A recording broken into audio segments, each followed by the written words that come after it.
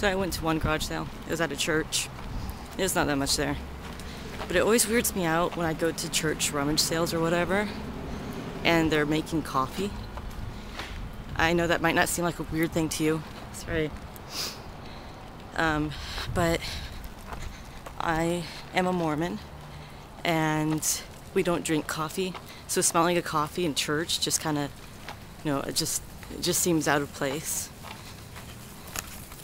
So there you go. Now you know my religion. Yay. Such a great big deal. So you know my son's name. You know my religion. There's not much else to know about me.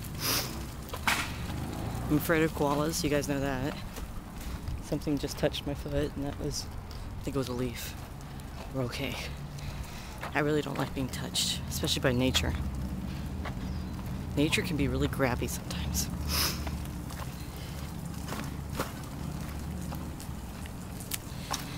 So, there's small children in the yard. Small children really make me feel uncomfortable. Hi.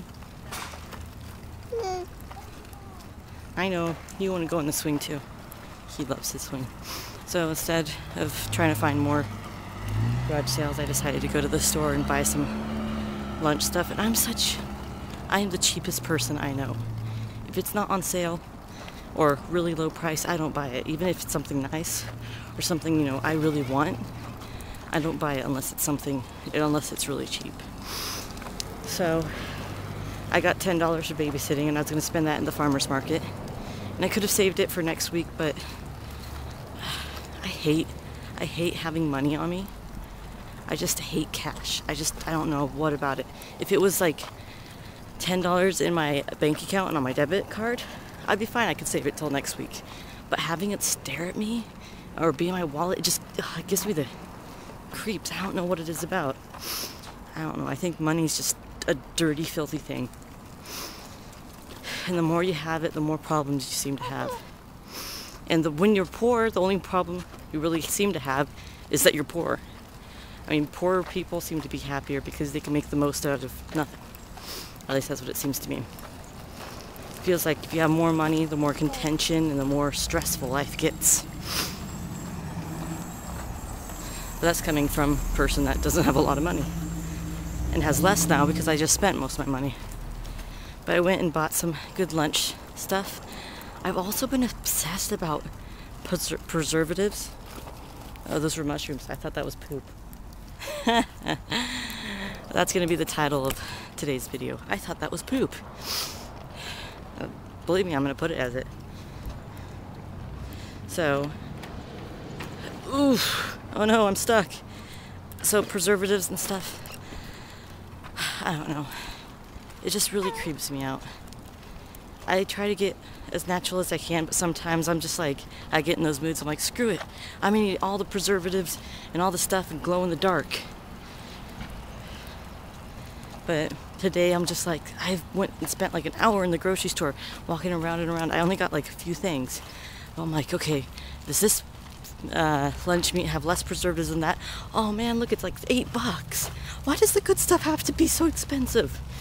Why can't, if the world worked in the right way to fight obesity, all of the salads and all the good stuff would be really, really cheap, and all the hamburgers and all the saturated fats and donuts would be really, really expensive. So those that are rich will die young, leave their money to the poorer, skinnier, healthier family, then they'll get rich and then die young because they can eat all the gross good stuff. That's what, if I ran the world, I'd be like, I know it takes a little bit more to make it all natural and it costs more, but I don't know. They should, just because you're poor and you can't afford the good stuff doesn't mean you have to eat like crap. It shouldn't mean it. And sometimes it's hard not to, because all the stuff that's really, really cheap is also really, really gross for your body. So it's hard not to eat like crap when you don't have that much money. That just frustrates me. Money and food today. I don't know. Maybe I'm just complaining too much. I should look at the good side. I had $10 to spend in the grocery store to buy some groceries for my family and for myself. I'm very blessed to have that money, and I'm glad that I can go home and feed my son and myself. And I forgot to feed the dog before I left, so she's probably going to be really angry. Oops. This is how you say, oops. That's sign language. Oops. That's one of the first ones I learned, because I say that a lot because I make a lot of oopses. You'll see a lot more sign language in my thing.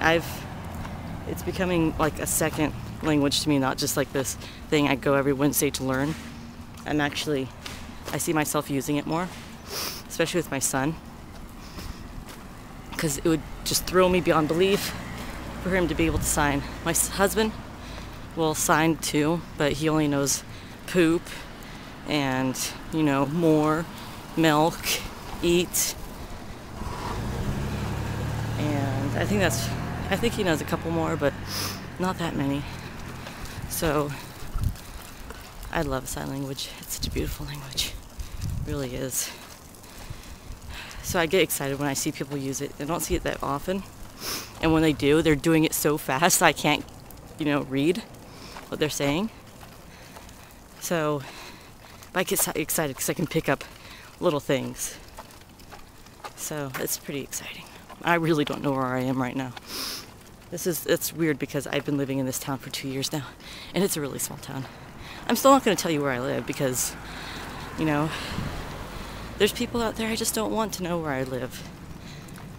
And it'd be easy enough to find where I live. I mean, if you go on my Facebook and click the, you can see that my last name's Deborah Alcorn, so, because I'm a fan of my Facebook thing, so, I mean, when you have the internet access, you really can't keep that many secrets.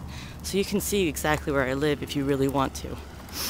Not exactly where I live, but the town where I live. So if you're really determined to find out where I live, go ahead. On my Facebook fan page of Anxiety Free 2012, I'm the one fan that's Deborah Alcorn. You can see my picture of me and my son who pooped himself. And then you can click on there and it'll probably show you where I live. So there, go ahead, creepy stalker people. So I'm still not talking about anything. I've probably gone over my 15 minutes. Let's see. Oh my goodness, I've been talking for 8 minutes. Last one was like 8 minutes long.